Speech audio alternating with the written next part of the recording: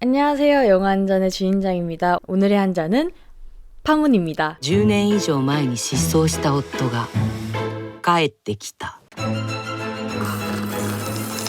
ガンなんだよ。親父の遺産ってどれぐらいあるの？分かんない人はね、ぐずぐずしないで半額にしろ。これ辛い時にすごく効くの。切磋琢磨いたしましょう。騙されてるんだよ。インチキなんだよ。やっちまう。がんになって帰ってきてバカでしょ。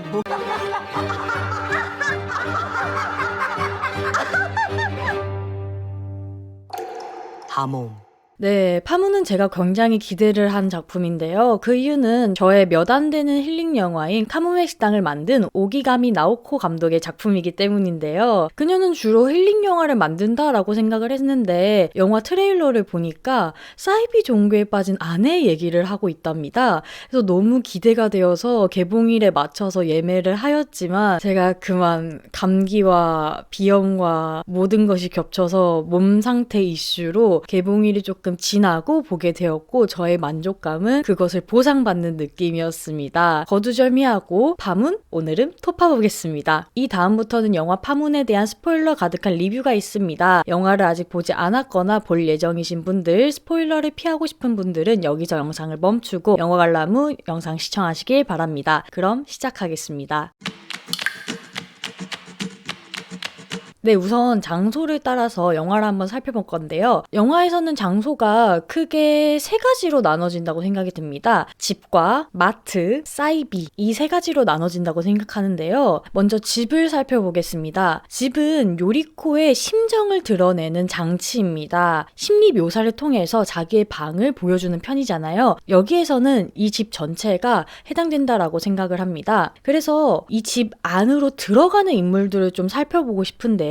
맨 처음에 이 집의 상주를 하고 있는 불편한 존재인 시아버지가 있습니다. 시아버지는 몸이 매우 아픈 상태이고 거동조차 불편한 상태입니다. 따라서 요리코가 시아버지를 간병을 하고 있는데요. 사실 이 시아버지는 남편과 굉장히 닮은 인물로 나와 있습니다. 어떠한 특정 손동작으로 그걸 볼 수 있고요. 간병을 하고 누구보다 돌보고 있지만 요리코는 시아버지를 별로 좋아하지는 않는 입장입니다. 이를 보여주는 것이 수돗물을 썩는 행위인데요. 이 수돗물이 왜 문제가 되냐면 동일본 대지진 이후이기 때문입니다. 그 이후에 이제 방사능 문제라던가 그런 것 때문에 먹는 것은 식수, 생수를 사서 사용하여라 라고 권고를 내려져 있는 상황에서 생수가 아닌 수돗물을 주면서 반감을 표현한 것입니다. 이 시아버지의 존재는 요리코 마음속에서 답답하지만 버리지는 못하는 그 요리코 시대의 여성들이 받았던 억압을 상징한다고 생각을 합니다. 그 다음에 집으로 들어오는 존재는 아들이 있을 것입니다. 아들의 존재는 요리코에게 희망 같은 존재입니다. 왜냐면 자신이 탄생시킨 어떠한 생명체이니까요. 그래서 마냥 잘 되기만을 바라는 그런 존재이다 라고 볼 수 있을 것입니다. 근데 이 잘 되는 것도 본인이 원하는 방향으로서의 잘됨을 의미하고 있습니다. 기성세대에서 자식들에게 바라는 그 무엇이 있다라고 저는 느껴졌습니다. 가장 큰 존재인 남편이 있을 수 있습니다. 남편이란 존재는 요리코의 시대로 봤을 때는 굉장히 집안의 기둥이 되는 존재입니다. 가부장적인 사회에서 중심이 되는 인물인 것입니다. 돈을 벌어오고 아내는 내조를 하고 그런 정형적인 형태의 일본 사회를 보여주는 것이죠. 그래서 이 집안의 기둥, 요리코 마음속, 심리 속의 기둥은 어쩔 수 없이 남편이 되는 것입니다. 이 남편은 가부장적이기 때문에 본인을 억압하고 있고 불편한 존재입니다. 이를 보여주는 것이 영화 맨 처음에 나오는 요리코가 눈을 떴을 때 보이는 발로서 불쾌하고 불편한 존재이지만 치워버릴 수 없는 존재임을 보여주고 있는 것이죠. 이러한 집안 전체에 영향을 미치고 있는 남편의 존재는 요리코 마음의 전체에 영향을 미치고 있었고 이러한 남편의 존재가 한순간에 사라짐으로써 요리코는 오히려 불안을 얻게 되는 것입니다. 것입니다. 이러한 불안은 요리코 심리 속에서 어떠한 파문을 일으키게 되는 것이죠. 여기서 조금 더 남편의 존재를 살펴볼 필요가 있는데요. 이 남편이 의미하고 있는 것은 일본 사회에서 만연하게 펼쳐져 있던 가부장적인 분위기입니다. 여성의 역할이 있고 남성의 역할이 있으며 그것을 지키면서 살아가는 것이 미덕이다 라는 분위기인 것이죠. 이러한 것이 예고도 없이 사라졌습니다. 그 이유는 뭐냐면 영화의 유수로 표현이 되는데 동일본 대지진이 일어나면서 요리코가 살던 그 지방과 원전이 터진 그 지방이 가까이 있어서 어떠한 불안을 야기했기 때문입니다. 그 불안 때문에 남편은 전통적으로 봤을 때 가장임에도 불구하고 가족을 버리고 책임을 버리고 떠나게 된 것이죠. 이 모습을 통하여 동일본 대지진 이후, 즉 재난 상황 이후의 전반적인 일본의 사회 형태, 문화 형태가 조금씩 변화였다라는 것을 보여주게 되는 것입니다. 대표적인 게 신카이 마코토 작품을 볼 수 있는데요. 재난이 일어나기 전에 신카이 마코토 작품을 보면 그 이별, 헤어짐에 따라서 아쉬움, 그리움을 표현했다면 재난 3부작으로 보이는 너의 이름은 날씨의 아이스즈메의 문단 속으로 통하여 전체적인 흐름이 재난을 극복하고 회복하고 어떠한 메시지를 던지는 그런 흐름으로 가고 있습니다. 즉 일본 전체적인 문화가 그런 흐름으로 가고 있다. 가부장적인 가족의 해체를 의미하며 그런 문화와 인식이 바뀌고 있다라는 것을 남편의 가출로 통하여 감독은 보여주고 있다라고 생각했습니다. 또한 재난 이후의 삶의 반응에 대하여 보여주는 방식이 요리코의 일상을 보여주는 것입니다. 요리코는 캐셔일을 하면서 일상을 이어가고 있습니다. 남편이 없어졌으니까 그녀가 경제활동을 하게 되는 것이죠. 따라서 이 집안의 기둥이 되는 남편의 소멸로 인하여 요리코의 입맛대로 변하게 되는 것인데 역설적이게도 자신을 억압했던 마음에 안 들던 남편이 떠나가면서 요리코는 불안을 느끼게 됩니다. 왜냐하면 싫든 좋든 집안의 기둥 역할을 남편이 했었으니까요. 이 기둥이 사라진 시점에 그녀는 불안함을 느낄 수밖에 없는 것입니다. 그래서 남편의 부재를 이웃들에게는 출장을 나갔다, 일을 나갔다 라고 둘러대며 정확하게 말도 못하게 되는 것입니다. 이러한 불안한 상태를 역설적이게 표현한 것은 깨끗한 집안 상태입니다. 왜 사람이 불안하고 우울하면 몸도 잘 씻지 않고 이제 집안도 잘 치우지 않고 무기력해지고 자고 싶고 막 그렇잖아요. 그렇지만 요리코는 정반대되게 집안을 깔끔하게 치우고 패턴화된 삶을 하고 일상을 보내면서 그것들을 극복하고 있다라고 스스로가 생각하고 있는 것입니다. 하지만 이는 거짓되었죠. 이 거짓됨을 보여주는 장치가 사이비 종교입니다. 네, 요리코는 남편의 부재를 사이비 종교를 믿음으로써 해결하고 있는 것이죠. 이 사이비 종교를 통하여서 위로받고 싶고 어쩌면 안정을 추구하고 싶은 것입니다. 하지만 이 사이비 종교, 즉 농명수교라고 나오나요? 농명수를 숭배하는 이 사이비 종교의 교리는 남을 미워하지 말라입니다. 하지만 요리코는 남편을 미워하고 싶고 남편이 떠남에 가서 같이 욕해주고 싶고 거기에서 위로를 얻고 싶고 안정을 얻고 싶은 인물이죠. 즉 요리코의 심리 상태와 사이비 종교는 맞지 않는다라는 것을 보여주고 있는 것입니다. 또한 남편이 제후에 등장을 하잖아요. 등장 이후에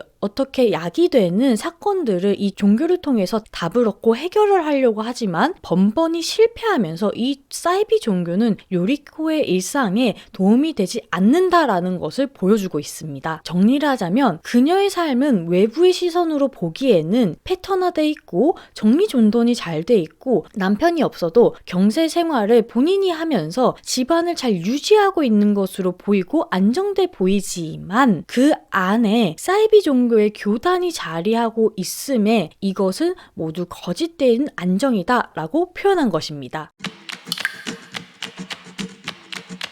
영화에서 요리코의 상황과 마음을 보여주는 게 집이라면 심리 상태를 보여주는 것은 물입니다. 그래서일까요? 요리코가 자연스럽게 믿게 되는 사이비 종교도 농명수라고 물을 숭배하는 사이비 종교였죠. 물의 특성은 여러 가지가 있지만 유체이므로 흐르는 특성이 가장 돋보일 수 있는데요. 이렇게 봤을 때 영화에는 흐르는 물과 정지된 물으로 나눠 볼 수 있습니다. 정지된 물을 먼저 보자면 생수, 그 다음에 농명 농명수가 있을 것이고 흐르는 물로 보자면 마지막 엔딩에 나오는 비가 있습니다. 하지만 이 정지된 물과 흐르는 물 이 사이에 있는 중간에 있는 물의 표현도 있다라고 보는데요. 수영장과 가레산스입니다. 수영장은 마치 호수처럼 콘크리트 벽에 갇혀져 있는 것처럼 보이지만 주기적으로 물을 바꾸고 가르고 있죠. 이런 면에서 어떻게 보면 인위적으로 흐르는 물이 아닌가라는 생각이 들고요. 이 가레산스이 같은 경우는 일본의 정원의 형태 중에 하나인데 물의 흐름을 직접적으로 표현하여서 흐름과 어떠한 모양을 볼 수 있지만 이 물의 흐름을 모래와 바위를 표현한다는 점에서 본질적인 실제 물은 없다라는 지점에서 정지된 물과 흐르는 물 이 사이에 수영장과 가레산스이가 있다라고 봅니다. 주인공의 심리 상태는 정지된 물, 수영장과 가레산스이 그리고 흐르는 물 이런 순서로 주인공은 진정한 자기 해방과 회복을 이루고 있습니다. 또한 식수에서 시작하여 수영장, 비 이렇게 확장해 나가는 것을 볼 수 있는데 이는 맨 처음의 장면과 엔딩의 장면을 비교해도 똑같이 확장되는 공통점을 발견할 수 있는데요. 제가 앞에서 말했듯이 맨 처음의 장면은 방 안에서 시작했죠. 집안, 그녀의 마음속 집안의 한 구석에서 시작을 했다면 마지막 엔딩에서는 모든 것을 거친 그녀가 집 밖으로 나오고 그 정원 밖으로도 나오고 도로에서 흐르는 물을 맞으면서 이뤄내고 쟁취해가며 어떤 부분 확장을 해냈다고 보입니다. 이렇게 흘러가는 주인공의 심리와 전체적인 이미지를 통하여서 파문이 왜 제목이 되었을까를 살펴보고 싶은데요. 파문이란 여기 띄워드릴게요. 어떠한 충격에 의해서 이것이 영향을 미치는 것이죠. 이 파문의 특성은 본질적으로 물과 밀접할 수밖에 없습니다. 파문이라는 이름을 통하여서 이 스토리는 물과 연관이 돼 있고 물은 주인공의 심리와 연관이 돼 있으며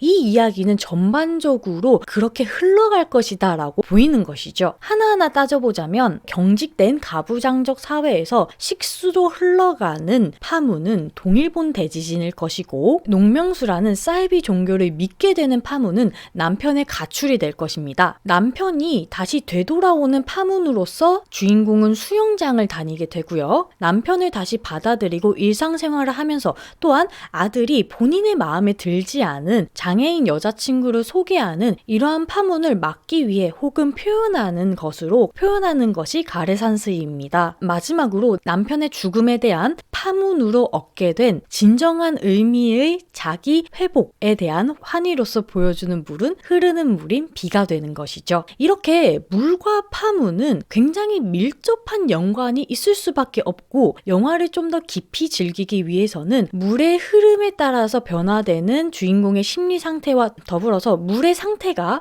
정지된 거에서 반정지된 거에서 흐르는 이렇게 상태가 변하는 지점의 파문이 무엇인가 생각해보며 저는 영화를 좀 더 깊게 이해했습니다. 정리를 좀 하자면 물과 파문과의 관계는 기본적인 특징으로서 연결되어 있고 이 물의 흐름이 어떤 파문에서 일어났는지를 보는 것이 주인공을 이해하는 중요한 키가 될 것 같습니다.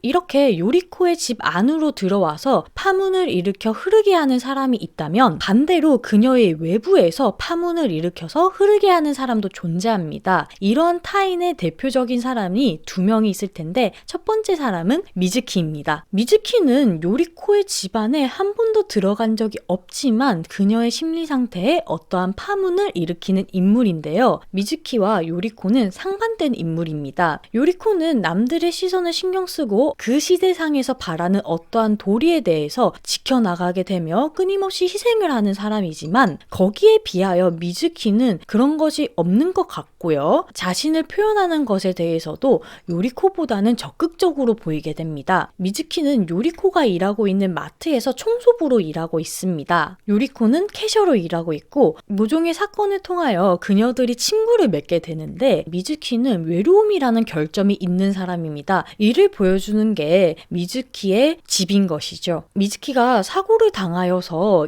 병원에 입원하게 되고 이제 거북이를 돌봐주러 요리코가 가게 됩니다. 하지만 요리코는 그녀의 집을 보자마자 놀라게 되는데 청소부인 그녀의 이미지, 깔끔한 이미지와는 반대되게 그녀의 방은 매우 더럽기 때문이었습니다. 이게 어떤 수준이냐면 정말 돼지우리 쓰레기장이 다름이 없었는데요. 이 방은 앞에서 제가 말했지만 집 같은 경우는 인물의 심리 상태를 보여줍니다. 요리코는 자신의 이 불안한 감정을 오히려 덮기 위해서 패턴적이고 깔끔한 성결을 유지했지만 미즈키는 그러지 못한 인물입니다. 그녀는 아들을 잃고 나서 마치 시간이 멈춘 것처럼 방도 치우지 않은 사람입니다. 그럼에도 불구하고 외적인 것을 보자면 그녀는 청소부이기 때문에 깔끔한 외관을 유지하고 정돈된 유니폼을 입으면서 일을 하고 나아가고 살아가고 있는 인물이죠. 하지만 그녀의 내면, 즉 심리는 아직 회복되지 못하고 쓰레기장 그 자체인 것입니다. 이러한 엉망인 심리 상태는 겉으로는 아무렇지도 않게 보이지만 사실은 아들의 죽음과 동일본 대지진이라는 재난을 겪으면서 아직 회복하지 못한 사람들을 비유적으로 표현했다고 봅니다. 이 방을 보고 요리코는 큰 파문을 받게 되는데요. 미즈키의 이러한 모습은 그녀의 모습과 닮았기 때문입니다. 자신이 역설적이고 강박적이게 지킨 일상의 안정감이 사실은 모두 거짓이고 이 불안한 마음은 아직 조금도 해결되지 않았다라는 것을 메타인지하게 된 것이죠. 영화 내내 한 번도 울지 않았지만 그것을 깨닫자 그녀는 울게 되는 것입니다. 그리고 생각하게 되는 것이죠. 이 방을 치움으로써 자신의 아픔, 불안함, 모든 것을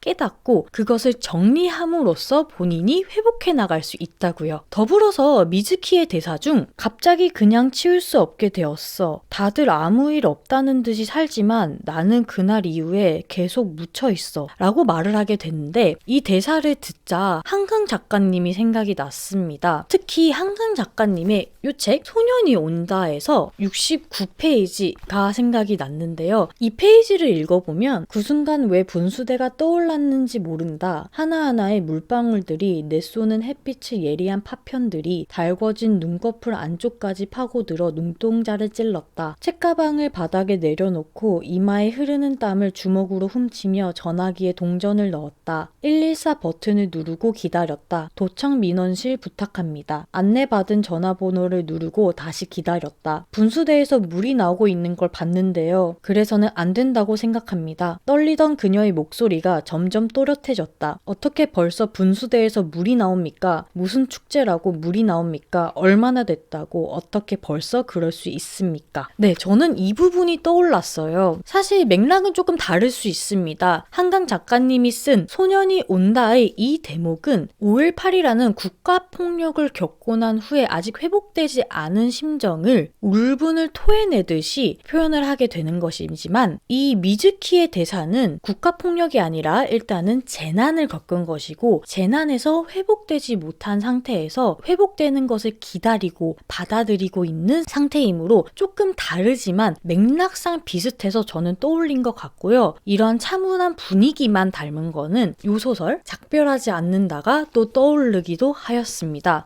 소년이 온다와 작별하지 않는다 둘 다 너무 좋은 소설이니까요. 혹시 읽으실 분은 소년이 온다를 먼저 읽고 작별하지 않는다를 이어서 읽는 것을 강력 추천드립니다. 아무튼 다른 타인으로는 편의점 진상 아저씨가 있죠. 이 진상 아저씨는 물건값을 무조건 어디가 화자가 있다, 어디가 깨졌다, 뭐 상했다 이런 핑계를 대면서 방값을 요구를 합니다. 근데 일본의 특성상 손님과의 마찰을 줄이려고 하고 큰 소리를 내고 싶지 않아 하기 때문에 항상 그 요구를 들어주게 되는데요. 그 요구를 요리코도 받게 됩니다. 요리코는 처음에는 그냥 똑같이 들어주다가 한번 싫다라고 강한 거부를 하게 되고 그 아저씨가 굉장히 부끄러움을 느끼며 나가게 되는데 이 다음에 미즈키에게 아마도 그 사람도 사정이 있지 않았을까? 라는 말을 듣게 되고 절대적인 선과 악은 없구나. 사람이기에 단편적이고 획일적인 것이 아니라 필연적으로 복잡하고 다층적이구나를 깨닫고 그 아저씨를 측은지심이라고 할까요? 봐주는 듯하게 다시 받아들이는 모습도 볼 수 있습니다. 이러한 파문을 준 것도 미즈키이죠.